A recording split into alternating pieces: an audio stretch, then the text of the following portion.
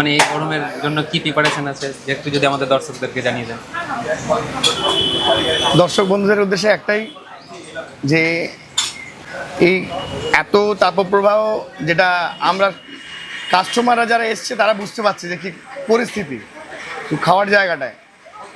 হ্যাঁ, তো আমি সবার কাছে অনুরোধ করব, যারা মায়াপুরে আসছেন খুব আশা নিয়ে আসছেন আমি জানি, কিন্তু এইটুকু রিকোয়েস্ট তাদের কাছে, যারা সকালের দিকে বা দুপুরে খাবার খেতে চান তাদের কাছে অনুরোধ করব, আপনারা পার্সেল নিয়ে যেখানে হোটেল ভাড়া নিচ্ছেন রুমের মধ্যে বসে রিল্যাক্সে খাওয়াই ভালো, কারণ এখানে অসম্ভব গরম। আর চেষ্টা করছি আমরা সামনের সপ্তাহ থেকে বিরিয়ানির সঙ্গে সঙ্গে 1 গ্লাস করে বুরানি শুরু করব আমরা, কারণ সেটা মনে হয় একটু বেটার হবে।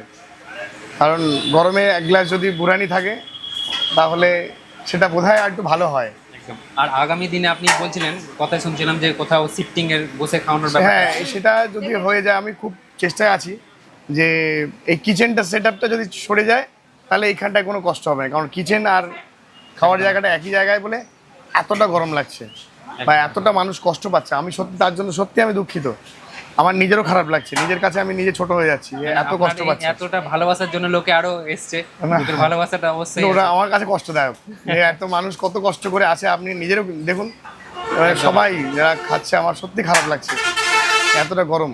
আপনি নিজেও ঘেমে চান হয়ে গেছেন। আমিও জেনে গেছি, জনগণের ভালোবাসা আপনার সাথে আছে, ওই জন্যই এত মানে হচ্ছে। হ্যাঁ, একদম। এটা তো নমস্কার, ভালো থাকবেন সবাই। একদম একদম।